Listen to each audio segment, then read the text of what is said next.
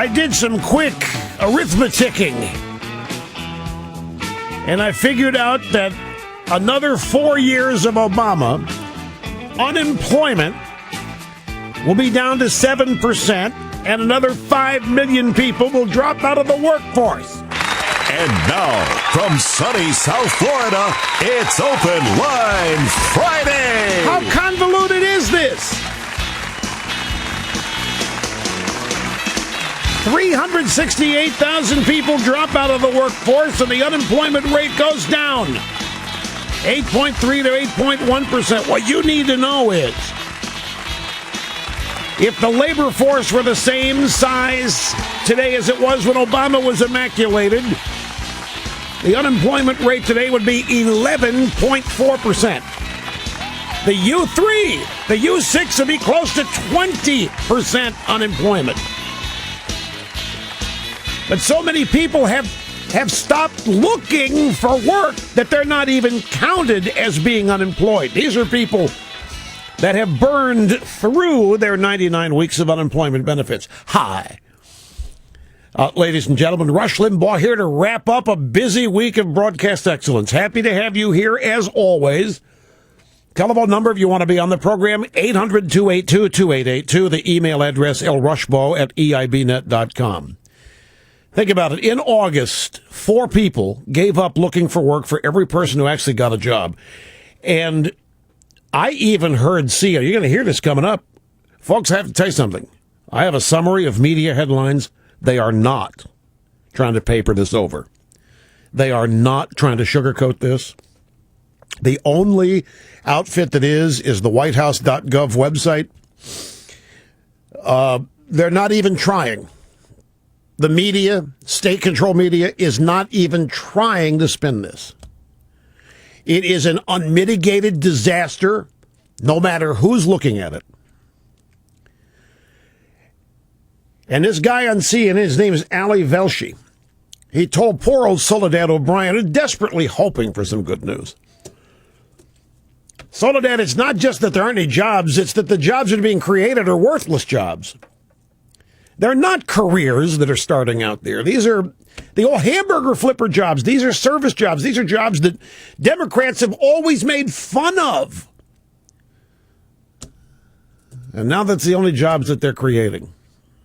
Real people behind every one of these numbers. And there was Obama last night not even addressing. I want to be very honest with you. Well, I always am, folks. But look at... When I sat down to watch a Democratic convention last night, a Democrat convention, I was making myself physically ill. I felt physically ill. I did not want to watch this crap. I did not want to subject myself to it. I wished that the football game had been last night.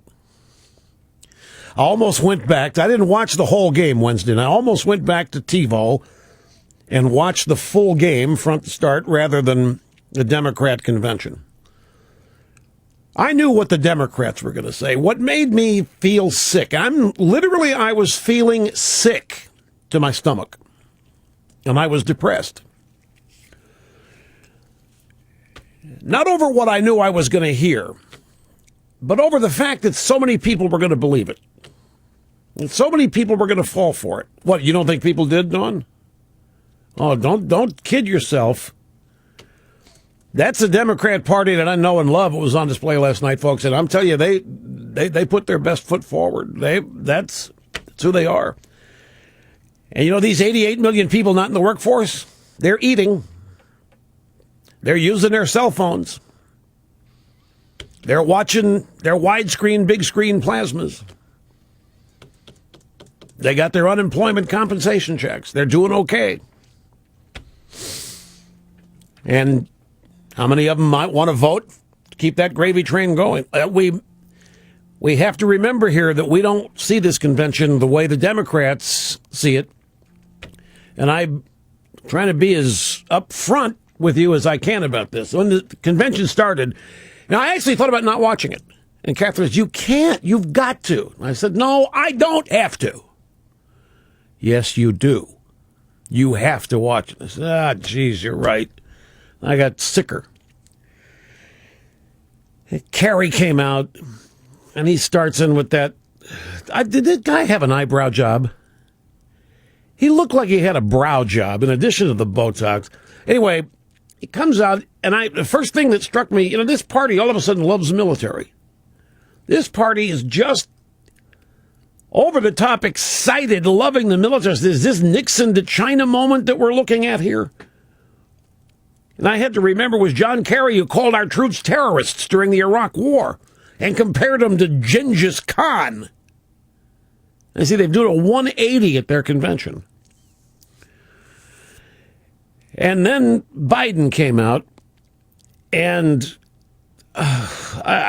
folks, I'm telling you, I just got ill. Again, all of the half-truths and the blatant lies and the straw men, and ask myself, how in the world are we ever going to win when these people get away with the literal crap that they get away with? And then Obama came out. And the moment he hit the stage, the moment the applause started and he started, I started feeling better. Before he said a word, something didn't look right to me. I can't pinpoint it.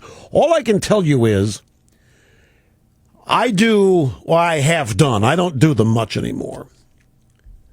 But I have done major addresses to big rooms.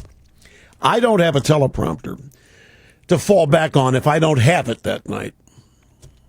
I've panic before these things start over whether I'm going to have it or not, whether it's going to be there, because I'm totally ad-lib and improv, and if my mind isn't working, if it's not creative, if the neurons aren't firing, then I have to fake it, and that's like phoning it in, and nobody else may know it, but I do, and it's distracting while I'm in the middle of giving the speech or doing the performance.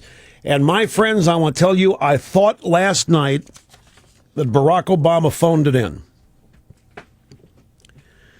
I thought that speech last night was a half-hearted effort. This whole convention, and it finally hit me last night, this entire Democrat convention, from beginning to end, highlighted by Bill Clinton, fortified by Joe Biden, this whole convention has been an explanation of failure amid assurances no one could have succeeded. That was Bill Clinton's whole point. We were to forget the magnificent promises of 4 years ago. We were to forget the messianic aura that existed 4 years ago. We were to forget the idea that magic had finally descended upon the country. We were to forget the idea that all things were possible, that all ills were curable. We were to forget that everything bad could be made good. And we were told by the Democrats that no one could have succeeded. Not even Barack Obama. That's how bad it is and was. No one could have succeeded. And as Obama continued to speak, I literally started feeling better. I mean, I could chronicle it. I was consciously aware of becoming happy again. I didn't feel sick to my stomach any longer. This was very weird. I don't recall being on such a roller coaster as this. No, I didn't feel like all was lost last night. It was just I knew that these people, and this is another way to look, these people had 3 hours of uninterrupted prime time to tell the country anything, to make their case, to rise to the occasion, rise to the moment. They had 3 hours to wrap this up, and they didn't do it. Particularly Obama, a dismal disappointing. Every Democrat from last night through today in Charlotte as they leave is asking themselves, what was that last night? They are asking them, and the media too, are asking themselves, why? What was the point? Why did Obama blow it? He had a golden opportunity to cream Romney and Ryan forever, to make himself out to be whatever he wanted to try to convince people he could be, and he chose the greatest hits. He went the Seinfeld route. His sayonara stand-up routine was a repeat of one of his early ones. Seinfeld actually did that after his TV show. Obama's speech was the low point of the night. I'm just shooting you straight here, Joey. Obama's speech was the low point. And I actually began to think he was phoning it in. Seriously.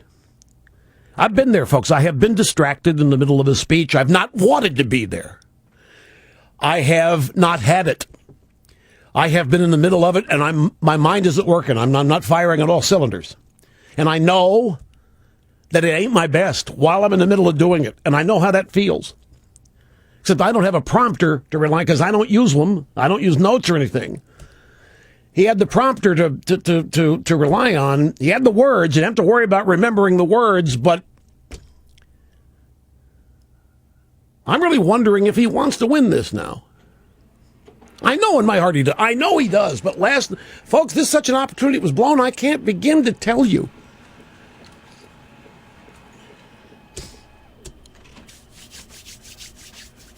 Well, I did begin to grab hold of a possibility. For the last 5 years, we have been presented with the idea that Barack Obama is superhuman. Barack Obama is unlike any of us or anyone else. And he isn't. In fact, he's much less achieved and much less accomplished than most who have gotten half as far as he has.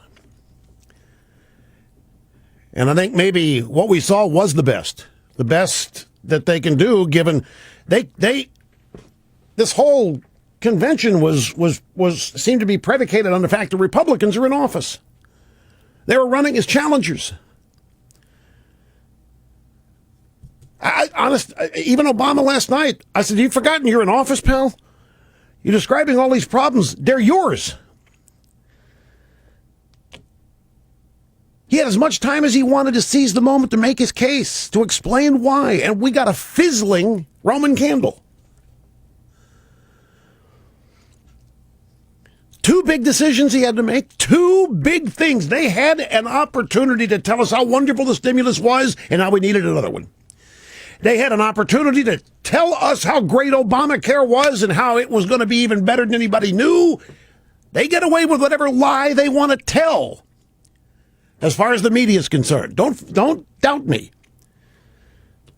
Obama could have gone out there and spun a tale about all kinds of wonderful things he's got planned for the next 4 years. You're going to have a new car, a new kitchen. It could have been anything. And what did they do? They said the two big accomplishments, Bin Laden and the auto industry. And they didn't even portray this Bin Laden thing as a great achievement. They build that as a great decision. Well, there's a problem. The Bob Woodward book is out, and we know he doesn't make decisions. Other people have to prod him to make decisions. And the Bin Laden story is another one of those. Who was it? Somebody, Valerie Jarrett had to tell. No, Valerie Jarrett didn't want to go get Bin Laden. That's what it was. Somebody had to tell him 3 times to pull the trigger on Bin Laden. The two big decisions, the two big achievements, Biden focused on it. All the speakers, the bumper sticker, Bin Laden and the auto industry, which was a bailout with the government buying General Motors and Chrysler and giving the majority of it to the United Auto Workers. George W. Bush did the auto bailout. Yeah, Obama asked him to, but Bush did it. It was already done by the time Obama got there. He didn't talk about Dodd-Frank, financial reform. They didn't talk about making it fair for people to get back into home. There's so much left on the table. And then getting up there and totally ignoring the real issues, economic decay, collapse, unemployment, economic malaise, misery, no confidence in the future, and Obama unwilling to tell people it's going to get better. His message was, I have hope in you, in us.